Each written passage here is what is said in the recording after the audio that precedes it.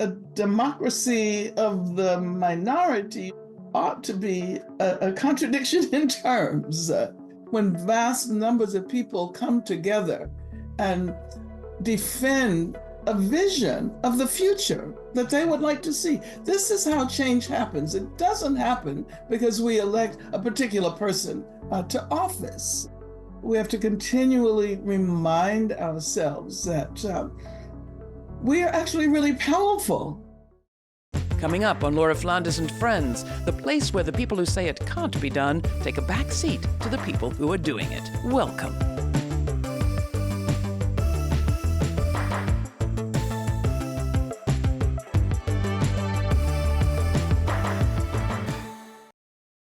A few weeks back, we invited our viewers and listeners to share their burning questions for today's guest. From the many questions we received, a clear theme emerged. People, at least in our audience, are feeling frazzled, distracted, slightly panicked, torn, with so many urgent crises tugging at our hearts, from war to climate to discontent, extremism, and violence. People want to know how to set priorities and do the right thing, especially as that relates to building a better world and to an election that seems both problematic and quite possibly the most important of our time. Angela Davis, it seems to me, is indeed the perfect person to answer that question. Professor Emerita of History of Consciousness and Feminist Studies at the University of California, Santa Cruz. In her writing, lecturing, and many decades of activism, she has developed a unique ability to pull competing struggles into a single story, a story of systems and power.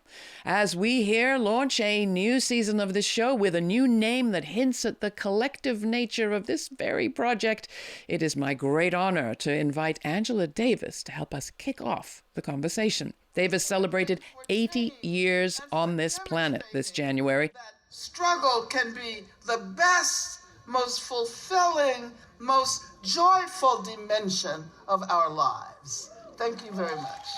If anyone can ground us thoughtfully in this complex moment with all of its challenges and its potential, which is really our potential, she can. Angela Davis's most recent books include Abolition, Feminism Now, written with Gina Dent, Erica Miners, and Beth Ritchie, and an essay collection, the first volume in a series titled Abolition, Politics, Practices, Promises. It's just out from Haymarket. She is a super synthesizer, not to mention survivor, and I am very glad to welcome Angela Davis to the show. Welcome. It's wonderful to see you, Laura. You too, Angela. And I have to just start, as I've taken to starting every conversation, with just a kind of grounding question of what's uppermost of your mind and your heart these days as we begin this talk. Of course, given that I've been doing work around Palestine virtually all my life, what is happening in Gaza at this moment tears at my heart. I think I would also say, though, I'm very excited to see support for Palestine emerging in places one would have never sought to seek that support before. All over the country, people are rising up, they're demonstrating. Every time I give a talk and mention Palestine, people come up to me and thank me for mentioning a subject which oftentimes is subject to censorship and even self-censorship in their communities. It is very different from even 10 years ago, when one would mention Palestine on a program or you in a talk. The reaction was very distinct from today. Then it was very much the kind of shutdown. Today it's an engagement. What do you think is contributing, apart from the horror, to the differences you're seeing today, both here and internationally, globally? As someone who has always attempted to ground my ideas and my perspectives in collective activist work, I would say that the ongoing solidarity work, the the work that I've participated in for decades is finally beginning to show its results. Oftentimes when we do this work around any issue related to liberation, we never know really whether we will be able to witness the consequences of this work. And we don't do it for that reason. We do it for posterity. We do it in order to guarantee that there will be new generations attempting to build a better world. But I should say, as someone who, as you pointed out, just marked my 80th year on this earth, I'm so thankful that I've lived long enough to witness some of the results of the collective work that has been done by so many people all around the world. It's as if there was something waiting to burst into action that perhaps wasn't so visible. And nowhere, it seems to me, are you more acutely aware of that sort of undertow than in the Black feminist movement. I think of June Jordan, whom we both knew and loved, and how she wrote in the 80s about being born Black and becoming Palestinian. Yeah, I always have this on my desk. I always have this on my desk. I have it back here somewhere. Yeah, I mean, she paid a real price for that, it seems to me.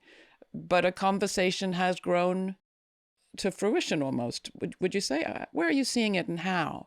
Oh, absolutely. The very first request that I received to speak out on the horrendous situation in Gaza came from a radical Black feminist group.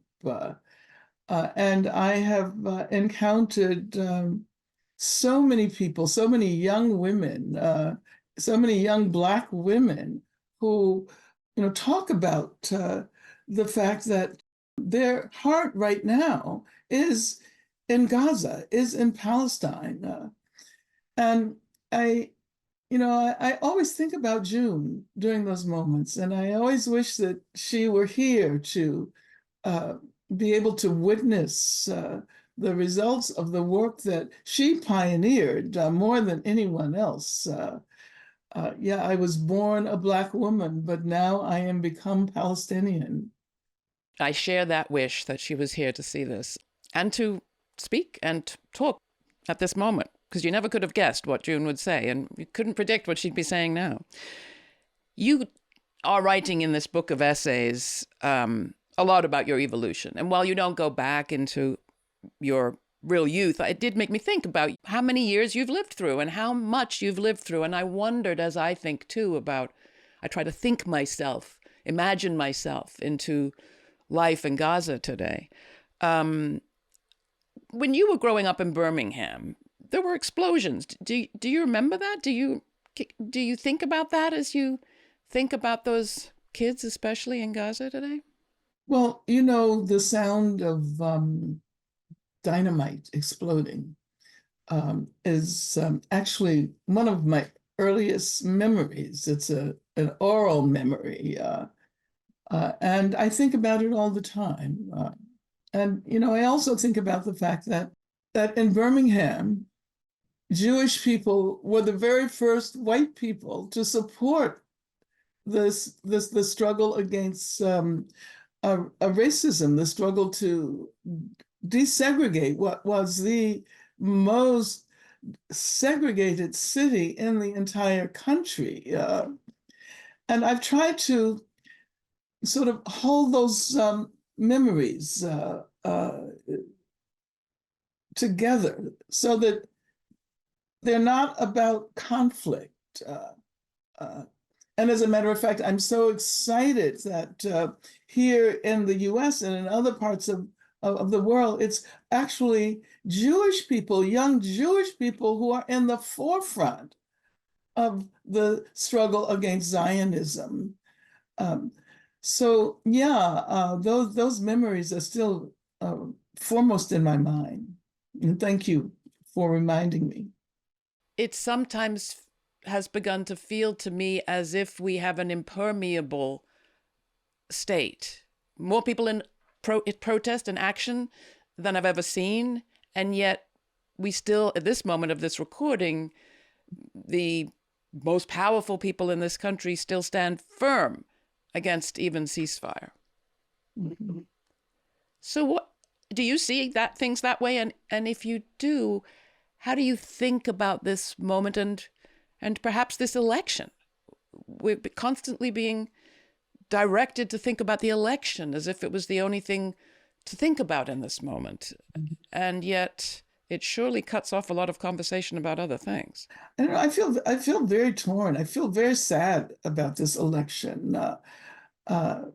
I feel that for so many years, we've talked about elections, and I think we were correct as actually not being about who should lead the country, but rather being about what candidate would most likely help to broaden the terrain of struggle so that masses of people, people who are willing to put their lives on the line, their ideas, people.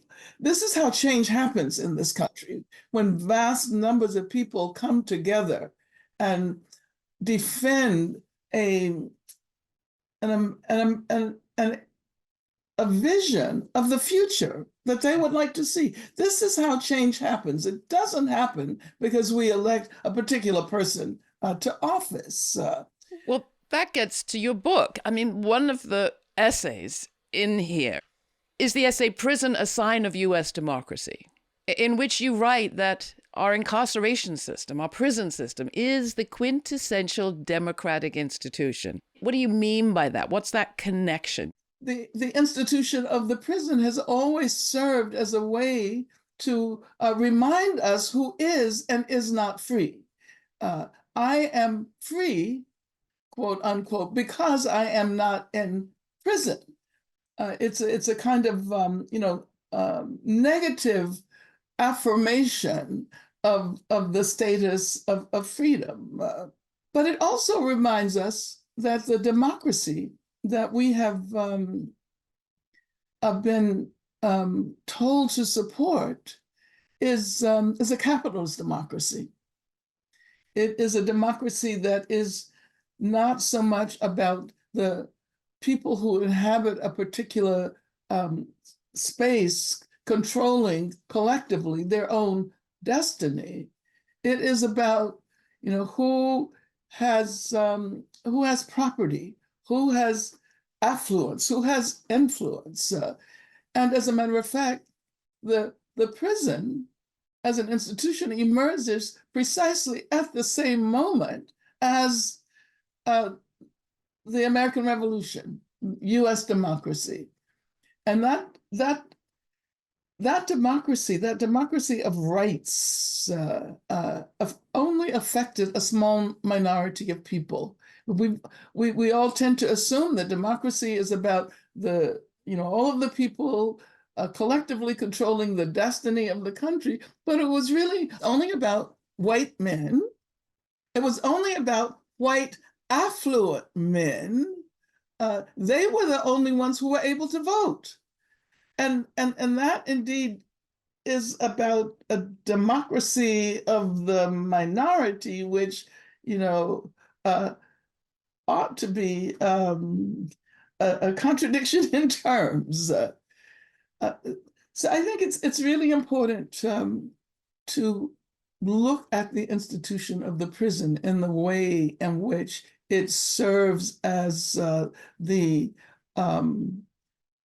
proof of rights or no rights. And this is the way in which it serves as a kind of, negative evidence of who is free and who is not. The nature of the punishment is supposed to be precisely the divestment of rights. And it is only possible within the context of a society that has accorded those rights. Right.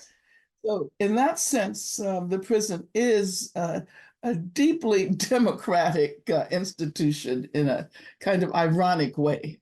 You also write that the prison enables us as a people and as a state to avoid engaging with the problems, the real problems that we face. And clearly, we are really failing to engage at this moment. And as prison has grown, welfare provision, social provision has declined. It's been written about.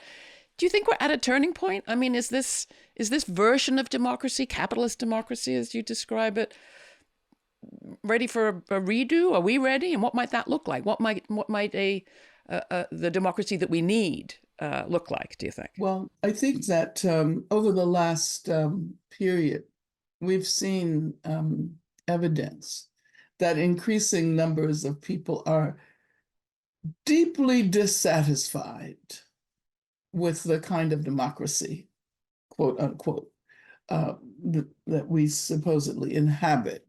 What we experienced in the midst of this terrible pandemic, when more people went out into the streets and stood up and demonstrated, when more white people than ever before in the history of this country said no to racism, was revolutionary. When people went out into the streets and demonstrated, we had no idea how the COVID virus was transmitted. And so if you think about it, they made themselves part of this collective upsurge, uprising at the possible expense of their own lives. So I don't think we should ever forget that. The other thing that happened in that time, it seems to me, was a lateral movement of people in the streets looking after each other, not, of course, relying on police or anyone else to look after each other. There was a sense that people were stepping into a role in their lives in relation to other people that they'd been kind of leaving to, they'd been leaving to government or to private services or to for hire of one kind or another. And so when people say this election is a repeat of the last one, I think it can't possibly be. but can it? Well, I think we've been fundamentally changed. But there are those who don't want us to recognize the extent to which we have been changed. We have to continually remind ourselves that we are actually really powerful. If we were not, we would not have all of these efforts to change school curricula, to prevent young people from getting a sense of the meaning of Black history, to recognize Black history not only as the history of Black people, but the history of the most important struggle for democracy in this country. We'll talk more about that. I was just in Idaho and talked with people who said that they believe the state, in effect, has no meaning for them anymore. It is unmovable, unresponsive, and that has both kind of clarifying aspects and frightening ones as people find other allegiances instead of that. How do you think about it? What do we need as an alternative, and how do you address this moment where it does feel as if we need to reinvent? There's a kind of similarity of the prison and the state in the ways in which they are perpetuated through ideology. In both instances, they are represented as permanent. Oftentimes, people think of both of these institutions as having always existed in the past, and therefore they will always exist in the future. But in both instances, these institutions are products of history. The prison only came into being in the late 1700s, early 1800s. The state is a product of the bourgeois revolutions. It's a product of capitalism. And if we can't try to imagine other modes of human community, if we assume that the state will always be the most perfect mode of human community, then that means that we assume that all of the repressive apparatuses which constitute the state, armies, prisons, police will be the foremost in our communities. And so we're asking, I mean, abolitionists ask us to try to imagine new ways of coming together that do not require violence, that do not require racism, that do not require patriarchy. How was your own thinking around abolition and incarceration and policing affected by your work and understanding around Palestine? Well, okay. First, I think since we are talking about abolition and democracy, I'll also evoke Du Bois here to go back and seek lessons from the history of the first abolitionist movement. When Du Bois pointed out that it was not so much a question of getting rid of the institution of slavery, although it was about that. But that in and of itself would not manage to root out the ways in which slavery had infected every aspect of US society. I think, one of the reasons Black people have identified so deeply with Palestine is because in both instances, there have been protracted struggles. In both instances, it has been necessary to imagine beyond what appears to be possibility. I always ask our guests what they think the story will be that the future tells of this moment. We've been talking a little bit about that relationship between past, present, and future. But what do you think, looking ahead, will be the story the future tells of now? Well, I can only say that I hope the future unfolds in such a way as to be able to look back and grasp the contributions of vast numbers of people who aren't even considered as history makers today. The real changes come when people, vast numbers of people, working class people, poor people, come together and consolidate a vision of the future. I hope that it is a future that knows how to recognize how change happens. Well, I thank you for your work, and I thank you for your surviving, and I thank you for opening up so many systemic questions at a time when so much of our public discourse tends towards the occlusion, the cutting things off, the narrowing and channeling. It has been enormously helpful to have your writings and your speakings opening that frame up. Angela Davis, thanks so much for spending this time with us. It's been a pleasure having you on the show. Thank you, Laura.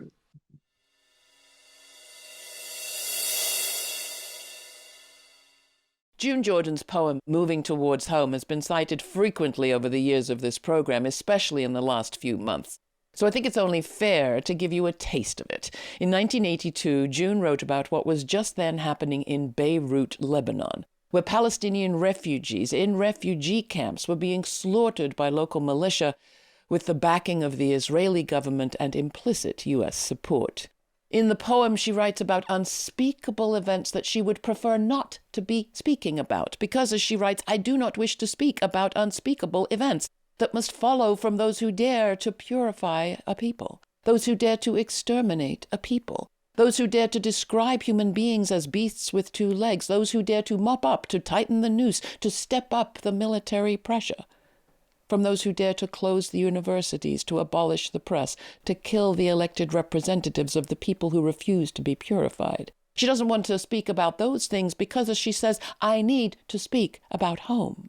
I need to speak about living room, where the land is not bullied and beaten to a tombstone. I need to speak about living room, where, as she writes, my children will grow without horror. I need to speak about living room, where the men of my family between the ages of 6 and 65 are not marched into a roundup that leads to the grave.